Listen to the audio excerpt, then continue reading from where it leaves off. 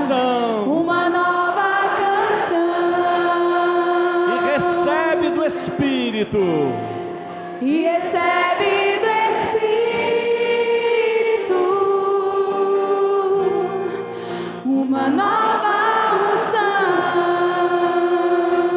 Mais uma vez, canta a igreja. Canta a igreja.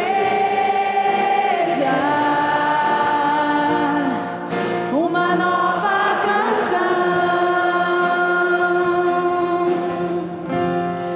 E recebe do Espírito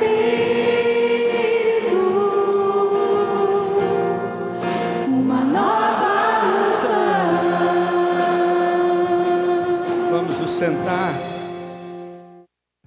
Quem quiser acompanhar o trecho do Evangelho de Lucas, capítulo 7, versículo 1, pode pegar aí na Bíblia, pode ser a Bíblia do celular, a Bíblia que está aí na tua mão, para você acompanhar, que quando a gente lê, vai ficando mais fácil de gravar.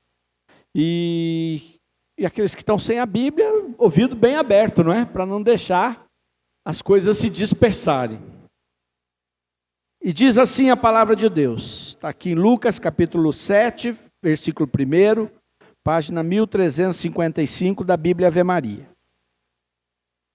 Versículo 1. Tendo Jesus concluído todos os seus discursos ao povo que o escutava, entrou em Cafarnaum.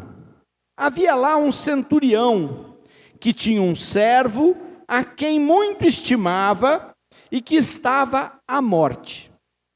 Tendo ouvido falar de Jesus, enviou-lhe alguns anciãos dos judeus, rogando-lhe que o viesse curar.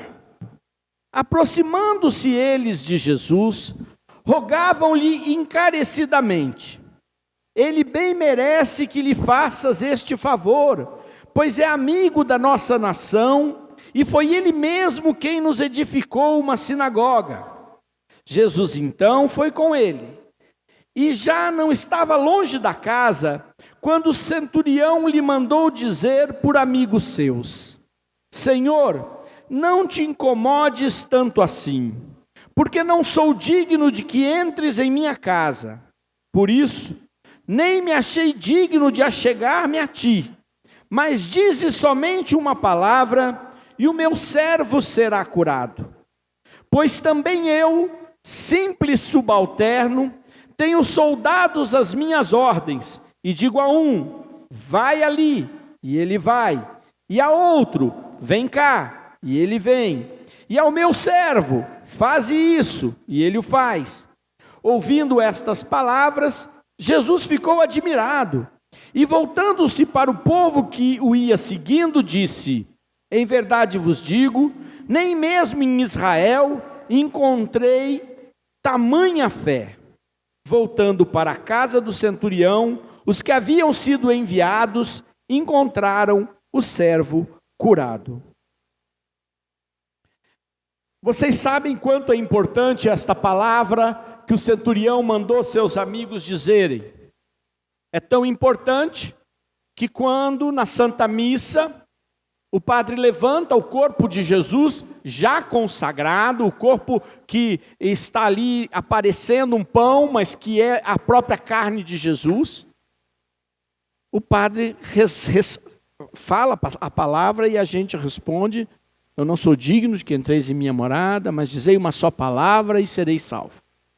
E a gente vai falando essa frase em missas e missas que a gente já foi, e nem sabe direito às vezes de onde saiu. Saiu deste estrangeiro. Estrangeiro. Jesus estava naquela região falando para o povo. E depois que Jesus já tinha terminado seus discursos, e é preciso entender que as cidades elas não tinham, não é como nós vemos a nossa cidade, ruas largas, não, eram ruelas com as casas de todos os lados. Então Jesus normalmente saía para o arredor da cidade, porque senão não tinha como juntar o povo. Estava uma casa aqui, a outra ali, a outra aqui. Se Jesus ficasse aqui, 20, 30 pessoas, já não ia ter mais espaço. Então Jesus normalmente saía para fora da cidade, e o povo todo saía da cidade para poder ouvi-lo, e os das outras cidades e região próxima saíam de seus lugares e iam ouvir Jesus. Uma multidão ficava lá. E aí aquele centurião, para quem não sabe, é um cargo do exército romano. É aquele que cuida de uma brigada regional. Não é? É como o chefe de uma porção do exército romano que está lá para não ter confusão. O exército romano, muito organizado, a estratégia romana de dominação era muito forte.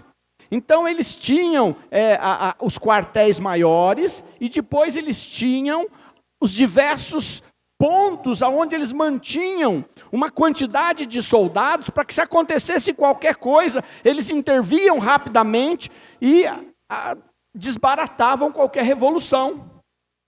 E aquele homem era um dos chefes daquela brigada. Portanto, era um cara de pôr medo, não era?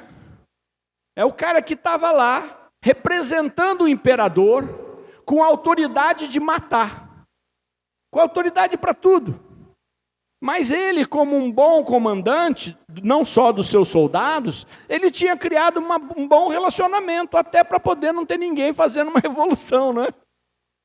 Um ótimo administrador. E sem dúvida nenhuma, alguém que tinha condições, porque ninguém topava sair lá de Roma, cidadão romano, portanto, tinha pedigree, não é? Tinha posto, tinha poder, para ir lá numa cidade complicada, e ainda mais em Cafarnaum, que era uma região de conflito, até mesmo interno, entre os judeus e os samaritanos.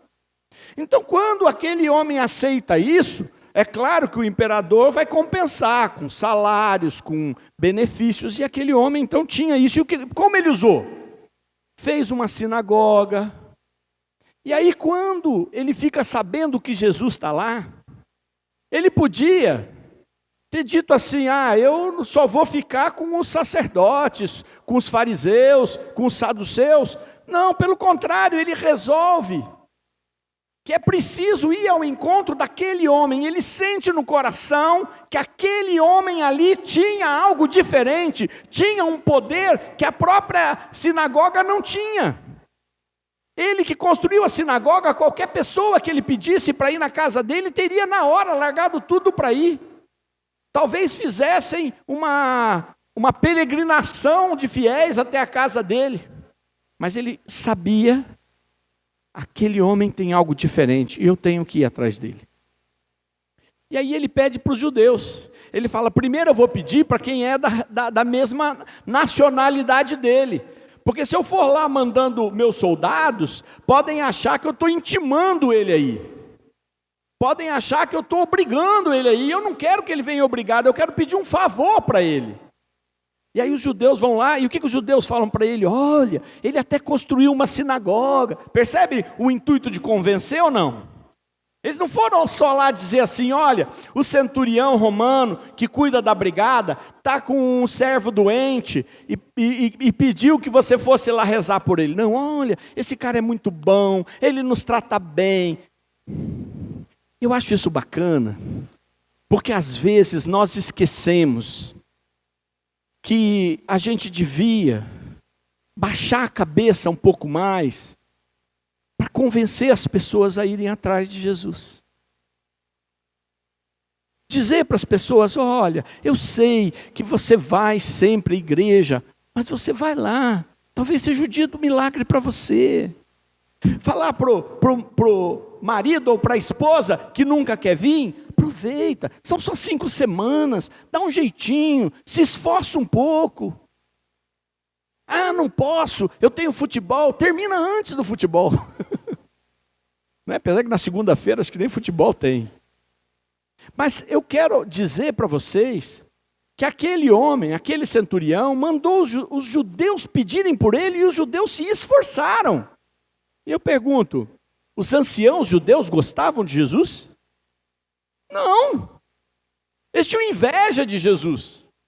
Com raras exceções, a maioria deles tinha inveja, porque o povo ia atrás de Jesus, em vez de ir atrás deles, dava inveja neles. Mas naquele momento, com o pedido de alguém tão importante, eles fizeram. E Jesus topou. É incrível, Jesus podia ter dito assim: não, esses romanos estão aqui nos oprimindo, cobrando impostos de nós, o que era verdade. Mas Jesus não olhava para isso. Jesus consegue dividir muito bem quando ele precisa corrigir e quando ele vê o ser humano, independente da profissão dele, do que ele faz, do que ele é. Jesus olha o ser humano e fala: eu vou atrás. E é interessante porque nesse caso, o centurião tinha pedido por um servo, por um escravo, que provavelmente era alguém que ele tinha quase como da família dele. E quando Jesus está chegando, ele então manda os amigos. Perceberam a diferença? Para convidar Jesus lá longe, ele manda os judeus, porque ele fala: é melhor alguém da nacionalidade para Jesus não me interpretar mal. Mas quando Jesus já está perto, ele manda os amigos dele e fala: gente, vocês que são meus amigos, você aqui que é meu capitão, você que é meu tenente, você que é um soldado que sempre está aqui comigo, porque é um bom espadachim, que me protege, vai lá falar com aquele cara, vai falar para ele que ele não precisa nem entrar aqui dentro de casa, porque assim como vocês me obedecem, ele tem poder para mandar doenças embora, para acalmar tempestades. Esse é o lado da fé. Aquele homem sabia que Jesus tinha a chave do poder para fazer coisas extraordinárias. E quando aqueles amigos falam para Jesus, Jesus diz assim: eu nunca vi ninguém acreditar tanto em mim assim. E Jesus vai embora. Jesus não vai mais na casa do servo, Jesus vai embora. E quando os amigos voltam, o servo tinha sarado. O servo que estava morrendo, diz a palavra de Deus, morrendo tinha sarado. Você e eu, talvez sejamos a ponte, o fio que pode alcançar pessoas que não conhecem Jesus e que não conseguem se aproximar de Jesus. E é por isso que às vezes a gente tem que ter a ousadia de poder dizer: olha gente, não é só ficar, eu sei que a palavra de Deus diz assim, que quando você quiser orar, entra no teu quarto e ora com o teu coração, e o Senhor que ouve o teu coração te retribuirá.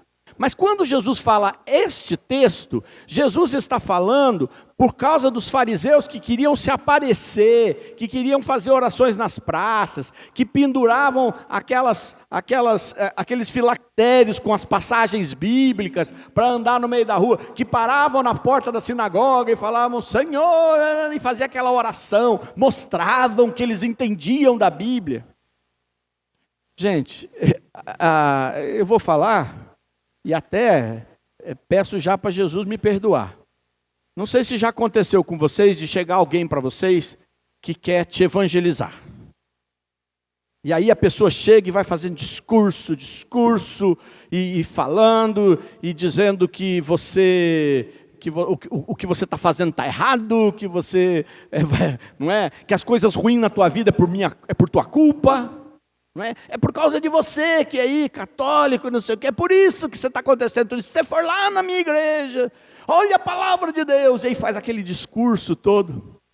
Eu até me lembro até hoje, eu estava na minha casa, chegou um rapaz, um jovem, bateu palma, e eu fui lá para ver, aí ele falou assim: olha, o senhor não se importa de eu pregar a palavra para o senhor? E eu falei: não, pode pregar a palavra para mim. Aí ele falou uma passagem bonita de Lázaro, da ressurreição de Lázaro, né? E eu ouvi, não falei nada, fiquei quieto. Aí ele falou assim: o senhor aceita Jesus? Eu falei: eu aceito Jesus, claro que eu aceito Jesus. Eu posso orar pelo senhor? Eu falei: pode orar agora, não tem problema não, pode rezar por mim, eu aceito Jesus como meu Salvador. Falei: como é que tem que dizer? Ele falou: diz que Jesus é o teu Salvador, Jesus é o meu Salvador. Ele rezou por mim.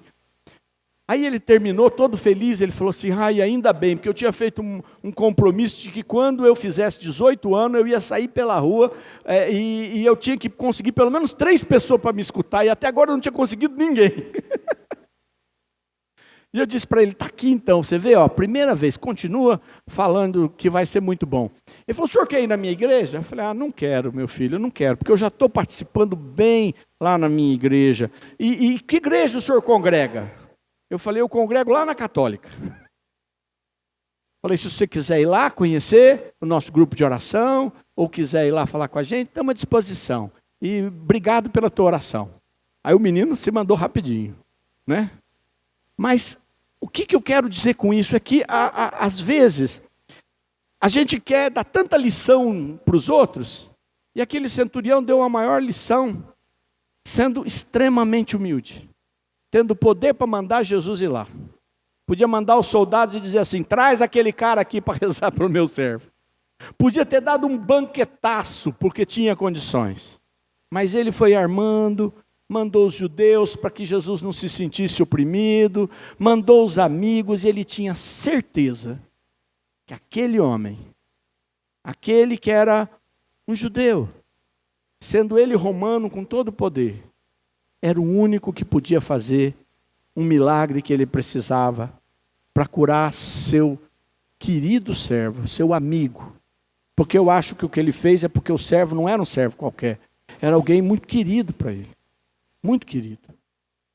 Então, nós estamos aqui nessa campanha e a gente tem que vir aqui com a corda na mão das pessoas que a gente sabe que vai ser difícil de trazer, mas que nós temos que suplicar por elas, que nós temos que trazer na mão, mas nós também temos que falar para as pessoas, olha, acredite, vai cá por causa da tua família. Eu estou muito cansada. Com certeza está cansada. Quem não está cansado, gente? Os dias de hoje a gente trabalha um monte. A gente está muito cansado, chega em casa, você olha a pilha de coisas que você tem para fazer, as mulheres talvez tenham que olhar e falar, meu Deus, eu ainda tenho que lavar a roupa, eu ainda vou ter que passar não sei o quê. Ok, eu sei que você tem muito trabalho. Mas o que Jesus pode fazer por você?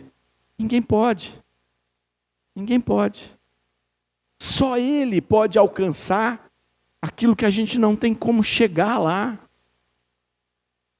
Fica de pé. Eu quero que você coloque agora na tua mão aquela pessoa querida para você. Como era o servo do centurião. O servo daquele general romano, aquele centurião romano que tinha lá todos aqueles soldados à sua disposição, mas tinha um servo, que era muito querido para ele. Quem é a pessoa querida que você acha que precisa de ajuda? Pode ser uma amiga, pode ser um amigo, pode ser a filha, pode ser o filho, pode ser a esposa, pode ser o esposo, pode ser o pai, a mãe, eu não sei quem é. Mas aquela pessoa que você ama, igual aquele homem, a pessoa que você ama, você fala, Jesus, eu amo tanto, Jesus. E está passando por essa situação, fala para Jesus que situação que é, fala aí baixinho, se é enfermidade. Fala, Jesus, eu amo tanto, mas está passando uma situação tão difícil. Às vezes está tão endurecido, está sofrendo demais. Mas se você falar uma palavra, Jesus, ele vai ser curado, ele vai ser salvo. Fala junto comigo, mas se você falar uma palavra, Jesus, repete, mas se você falar uma palavra, Jesus, ele será curado, ele será salvo. Uma palavra, Jesus. Fala uma palavra, Jesus. Por esse meu, ou por essa minha, não sei quem é, por essa pessoa que eu amo, Senhor, e que está aqui comigo agora no meu coração. Fala uma palavra, Jesus, para ele. Fala, Senhor Jesus. Eu quero pedir, Jesus, que tu vá alcançar aqueles que possam estar na condição do servo do centurião, morrendo. Que hoje, Senhor, o teu poder entre na casa onde estiver esta pessoa que esteja morrendo, ou que esteja num sofrimento tão intenso, e que tu toque, Senhor, e mande, Senhor, com a tua autoridade a libertação para aquela vida, Senhor. Alcança com teu poder agora, Senhor. Quero pedir também, Jesus, hoje, que aquela ousadia do centurião, aquela confiança, aquela certeza, aconteça agora dentro do coração de cada um dos que estão aqui no grupo de oração. E você toma posse e diga: eu creio que Jesus pode, eu creio que Jesus pode, eu creio que Ele pode. Que é o dia da libertação, eu creio.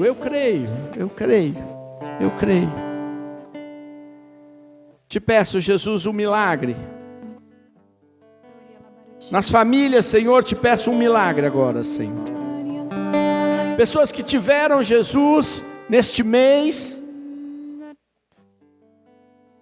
profundos golpes, Senhor, de derrota. Seja qual for a derrota que tiveram. Em nome de Jesus, você vai dizer, pelo teu nome, Jesus, as muralhas vão cair. Pelo teu nome, Jesus, o inferno vai tremer. Pelo teu nome, Jesus, todo mal vai sucumbir. Pelo teu nome, Jesus, eu verei a vitória. Amém. Amém. Glória a Deus. O mar irá se abrir pelo nome, a igreja atravessar pelo nome. De pés enxutos vão estar pelo nome de Jesus.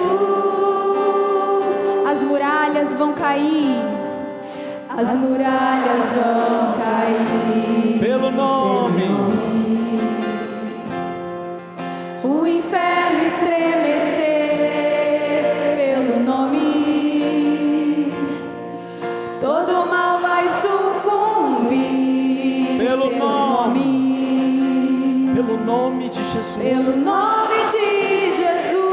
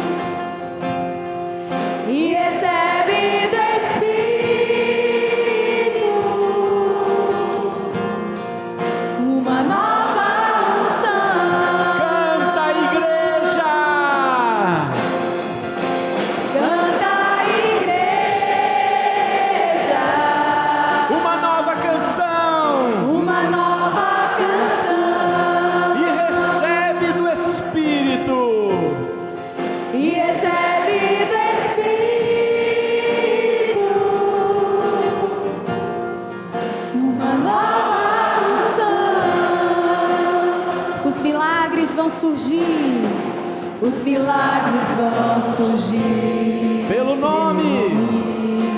O cego enxergar. O cego enxergar pelo nome. O paralítico vai andar pelo nome.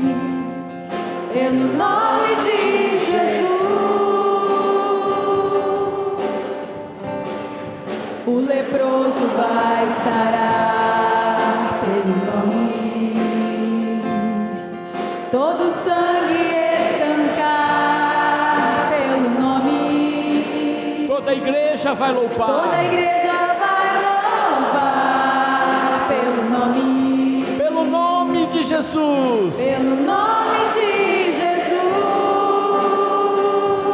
Jesus. Pelo nome de Jesus. Canta a igreja.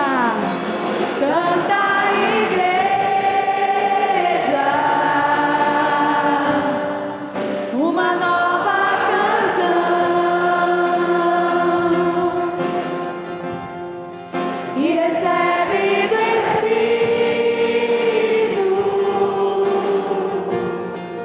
uma nova unção. Canta a igreja.